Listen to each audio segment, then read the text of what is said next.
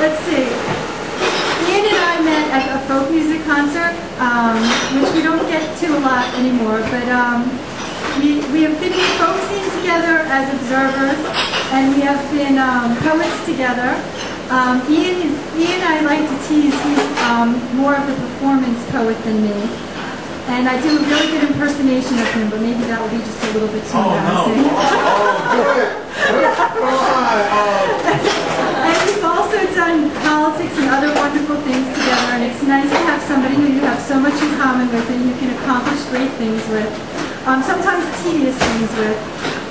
And also, I'm trying to think of what's the thing about Ian that just makes him special and unique, and that is that he has been and will be again the poet mascot of the great and mythical bands Nylon and Steel. But this is Ian Mulder.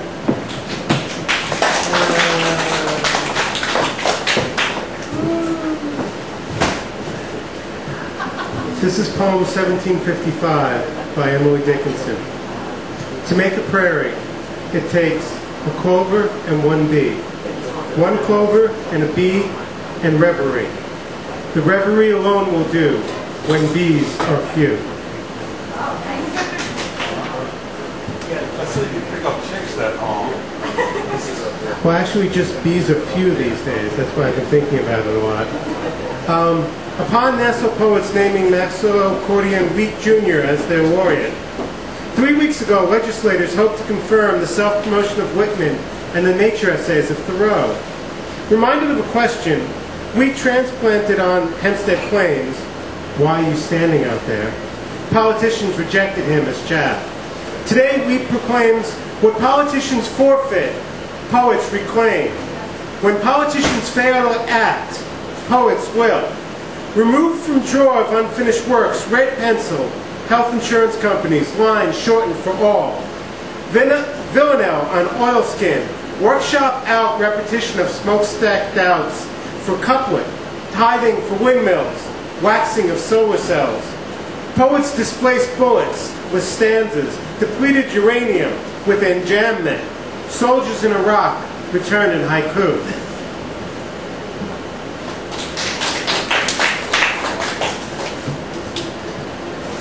One kid reading. 4 poems into the local publication party for his first full-length book. The reader apologizes for the repetition in the next piece. In used bookstore, the woman in brown coat searches through piles of books to tell the man with her that she loves him more than anything, and that pains her. Reading quicker and quicker, stanza after villanelle stanza, mixture of same characters, events, emotions, until the woman loves herself most. Circling on the back of the reading, I whisper to a friend, where the quickening style reminds her of post-Seder sweet wine singing. One kid, which my father bought for criticism, hard God you, which increases stanza after stanza length and speed, one character at a time, through cats and dogs, a butcher and the angel of death until it reaches the Lord, who I learned at this reading is a lowly consumer, fixture of daytime TV, and confuser, trickster, of an okay hitchhiker. I stop my whispering as I hear the poet's son start to give what I thought was the promised introduction to the title poem.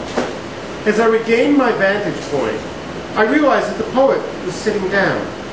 And 11-year-old Ted Wallace was unexpectedly reading the title poem himself about how we move through life with the poise of his father.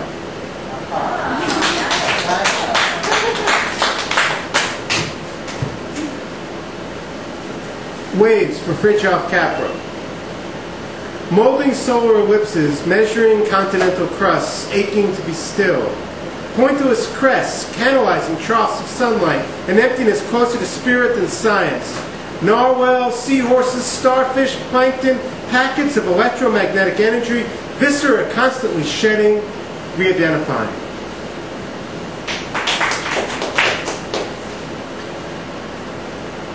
The history of ladders.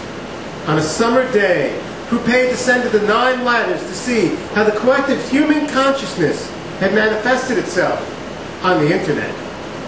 You see, the mystics and the philosophers have it all wrong, he explained. But how do you expect in one lifetime? Yet all the prophets knew that seeking God is a child's game. The closer you approach, the farther away you get. On a fall day, Pompeius ascended the 9th ladder, walking 2 blocks away from home.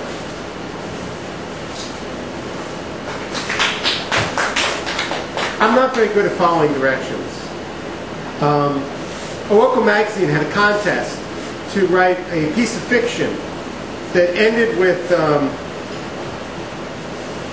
when they got back to the turnaround, Hunter was excited. Yeah, now we'll get down to it. But instead, all they found was the same pant leg, the broken jar of peanut butter, and one soggy, dilapidated airplane ticket.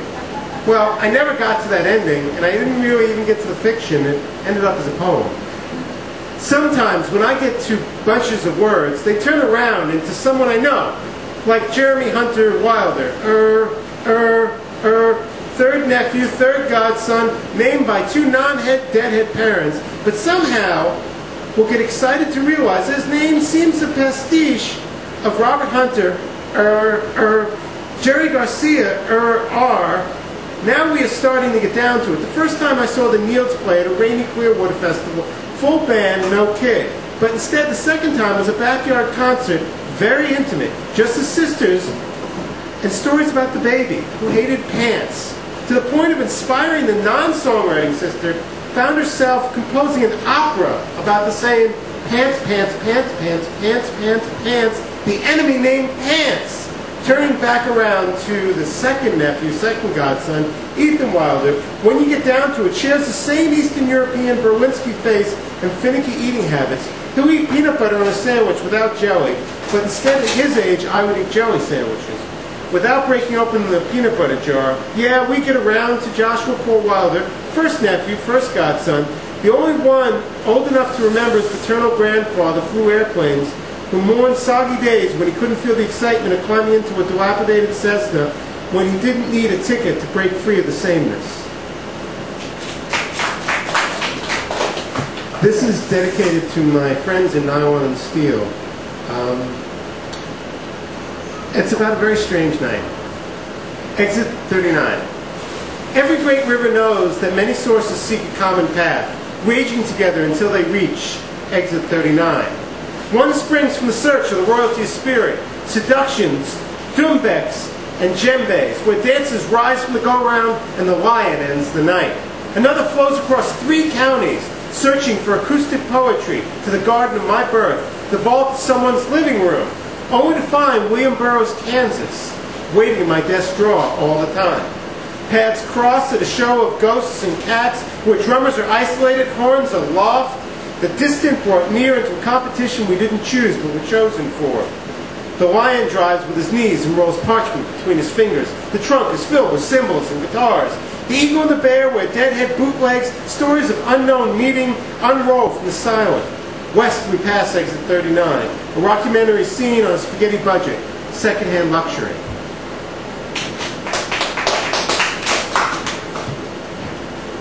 It seems to be a theme today. Icarus in urban dress. A gently fluttering, self-tied, hand-painted bow tie, streaked with swaths of indigo, turquoise, lilac, and ochre, sails above a gray suit with pinstripes of mauve and emerald. One hand holding the stainless steel pole for balance, the other holding a decades-old copy of New Directions. Reading a translation of an epic poem by Jean Cocteau, while ears are plugged with Train's redefinition of My Favorite Things, rolling across cassette player wheels, perched just inside the door of the #1 Express, heading uptown from Chambers Street Station to the Mid-Island multi-story Penn Station Terminal to catch the Long Island Railroad back to suburbia. If that poem sounds like nothing else, it was an homage to somebody who was in a poetry workshop with me, who wrote in the style that was there. Details to follow at 11. Creation. Did old Walt pay child support for his 5 illegitimate children? Did he print their birth announcements in the Long Islander? Are their names in acrostics and leaves of grass? Were the 28 youths bathing by the shore his son and friends?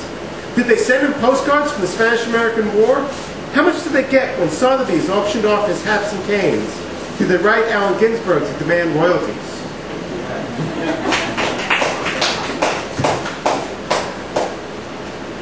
Yeah, there are themes that just seem to come up and up again today. Other people's furniture. The bed and couch we bought new. Some things just can't stop with another's imprint on it. They both reflect us. The bed is utilitarian, me, with no frills to collect dust, both. For two asthmatics, the mattress even more, being hypoallergenic. Should the fights with UPS losing these in the mail go here? The couch, practically futon, matching our crunchy granola personas without the clunky futon frame, except for a wooden slat beneath where it folds into a spare floor bed that makes it fine for small children, my nephews, but not so good for full grown-ups, adult brother-in-laws or best friends. The reason we're here, though, is the IKEA wardrobe we just inherited from my 9-year-old nephew, so the desk will fit in his room. In our apartment, we also have to figure out where it went into our jigsaw of what our overflowing papers, clothes, and toiletries fit within. Do appliances count as new furniture? We would have had to add in the new fridge, replacing the chainsaw sound of the one that came with the apartment, reflecting us as its hyper energy store. Do I have to admit here that a good thing came from the Clinton years? Of course, the rest of the appliances electronics came from elsewhere. The computer keyboard and screen are hand-me-downs from a Radio Shack wife in my office, the keyboard tray and printer with my dad's. Don't worry, there's not much more to these electronics, as I love to shock people as recounting no microwaves and no TV, all of which I am thankful for when daylight savings time rolls around. Sameness, that smug feeling when a fellow city dweller told me of his car repair bills and my former city dweller self had no car. I forgot to mention, the name on the instructions for the cabinet, for reassembling the cabinet, is PAX. And one last one. X and O. Half a world away may think tonight's moon is blue, but it's more than just the time of season or something in the air. It's my gateway. XO. Hugs and kisses. UXO. Unexploded ordnance. Cluster bombs littering a rock. My tax dollars. My life. My blood. An above-ground mine waiting to be picked up by a 14-year-old shepherd. And the U.S. government, my government, I, won't pay his mother the $3,000 she asked for taking the light from his eyes. A friend died today. Cancer. Terminal. We were both Year of the Snake. She arrived one cycle before me. Local smokestacks blanketed her neighborhood with what the eyes couldn't see. In the end, telephone messages left, emails sent. She didn't want to see anyone. No last hugs and kisses.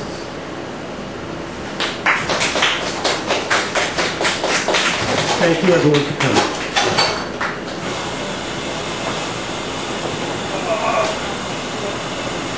Thanks Ian. Thank you all the Wild Side Media folks for coming out from Long Island, which I guess we're actually still on.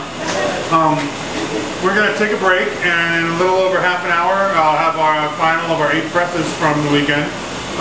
Bowery Books. We're going to have our readers from the Bowery Women Poems Anthology.